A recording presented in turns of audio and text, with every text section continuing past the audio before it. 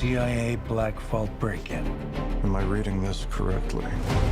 The Kremlin bombing? In fairness, the bomb was actually meant to kill him. It's a death-defying stunt trying to make a profit in Hollywood.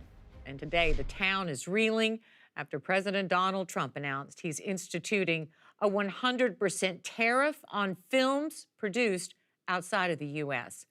LA Times senior entertainment writer Meg James joins us. Meg, we were texting last night when this news broke, and today Hollywood is reeling. Tell everybody what the president released via social media.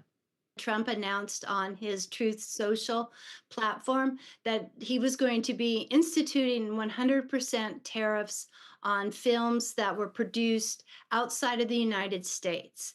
And this has, none of the studios were aware that this was coming. It shocked everyone last night, and no one knew what to read into it. And today the confusion continues. People don't know what films would be subject to this. And also whether television shows are going to be subject to this. And it really raises an important question because particularly here in Los Angeles, the film community has been struggling. Well, let's stay with all of the unanswered questions since we're on it. I mean, first of all, would this mean productions that haven't begun yet? Or would this mean all those films that are about to roll into our multiplexes for the summer season? I mean, these are huge movies that are coming our way. And if they're going to all of a sudden be slapped with giant tariffs, there's going to be some real pain felt. Or does it mean that in the future it's a certain percent of the budget of a film or so many minutes? I mean, is there any guidance? What has the White House said? Well, the White House clarified that the details have not been worked out, but they are going to do everything that they can to fulfill what President Trump wants, which is restoring America and Hollywood to greatness. And, you know, Hollywood has been moving productions overseas for more than 20 years now. The labor is cheaper, but how they go about assessing, you know, these tariffs, whether it's on the film's budget, the amount of revenue it generates, ticket sales, streaming service, subscriptions, no one really knows. And that's why there's so much confusion today. Well, I want to stay with what you just said about runaway production, as we've called it. We've done a million stories on it, right? And one of the reasons is to pay a living wage here, in particularly if you're shooting locally in Los Angeles, is far more expensive than paying someone in, say, Czechoslovakia. Yes, but it goes beyond just the sheer labor costs. These countries, the UK, Germany, the Czech Republic, New Zealand, Australia, they all offer really generous tax incentives to lure U.S. productions to their countries. These are high-paying jobs. All the governments want them. In the United States, there's a competition between Georgia, New Mexico, New York, and Los Angeles, or in California.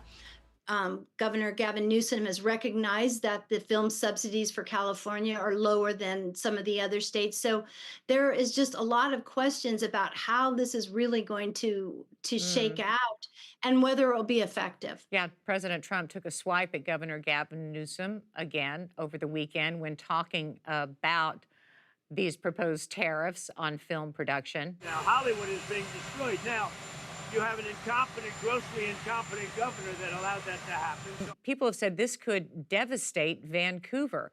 And then what could other countries do in retaliation if we pull production suddenly from their countries? Could they bar American films from being shown there? We make more profit overseas than we do here. That's correct. At least 60% of a film revenue comes from overseas territories. The film industry is one of the few industries that currently has a trade surplus. So I think that there, once again, are a lot of unanswered questions. I mean, Canada, to your point, has been home to television shows, movies for more than 20 years now. They have a really vibrant film economy in Vancouver and Toronto. The amount of film production in the UK was up 30% last year.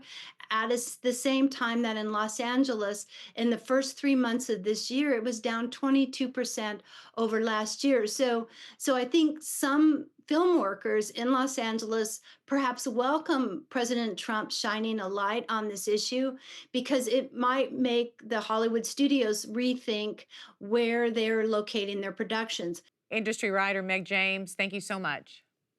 Thank you, Lisa.